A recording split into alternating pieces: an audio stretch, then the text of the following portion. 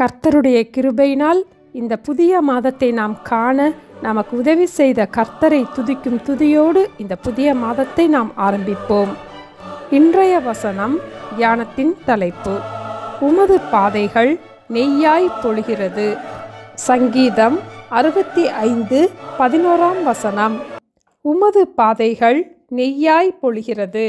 ஆண்டவருடைய பாதைகள் நெய்யாய் பொழிகின்ற பாதை. கடினமான பாதைகள் கூட மிகுதியாக நிரம்பி வழிகின்ற பாதையாயிருக்கும். Even the hard pathways overflow with abundance என்று நியூ லிவிங் டிரான்ஸ்லேஷனில் நாம் வாசிக்கிறோம். அடுத்த 2 வசனங்களிலும் 4 விதமான பாதைகளை பற்றி நாம் வாசிக்கிறோம். வனாந்தர தாபரங்கள், மேடுகள், மேய்ச்சலுள்ள வெளிகள், பள்ளத்தாக்குகள்.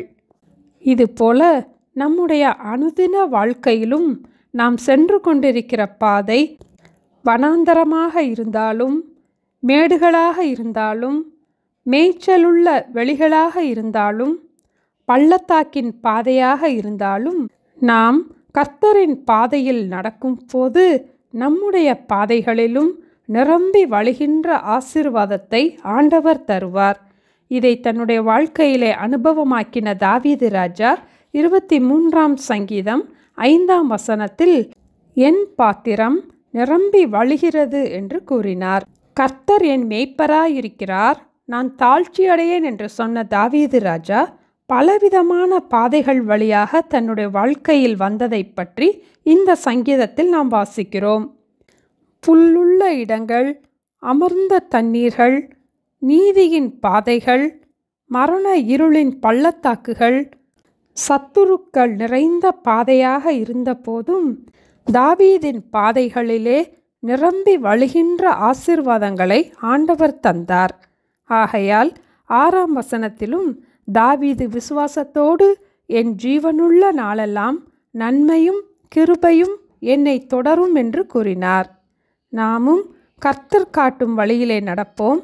அந்த பாதைகள் எப்படிப்பட்ட பாதைகளாக இருந்தாலும் கர்த்தரோடு நாம் நடக்கும் போது நம்முடைய பாதைகளையும் ஆண்டவர் நெய்யாக பொழிய பண்ணி நம்மை ஆசீர்வதிப்பார்.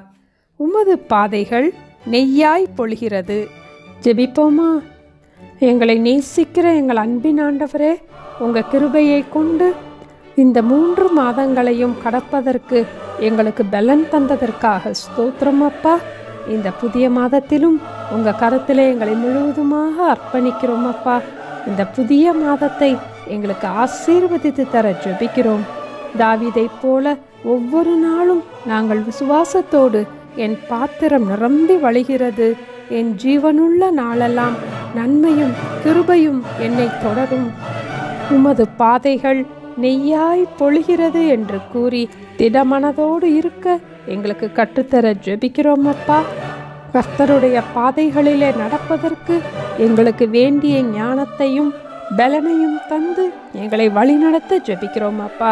இந்த புதிய மாதத்திலும் எங்களையும் எங்கள் குடும்பத்தில் உள்ள ஒவ்வொருவரையும் உங்கள் கரத்திலே ஒப்பு கொடுக்கிறோம் அப்பா. உங்கள் பரிசுத்த பாதுகாப்பு, உங்கள் இன்ப பிரசன்னம், பரத்திலிருந்து வருகிற தெய்வீக ஞானம், நாட்களுக்கு தக்க பலன் எங்கள் ஒவ்வொருவரோடும் கூட இருக்க ஜெபிக்கிறோம் அப்பா. இந்த புதிய மாதத்திலும் தேவனை அறிகிற அறிவிலே நாங்கள் வளர, நீங்கள் எதிர்பார்க்கிறபடி நாங்கள் ஜீவிக்க எங்களுக்கு உதவி செய்யுங்கப்பா.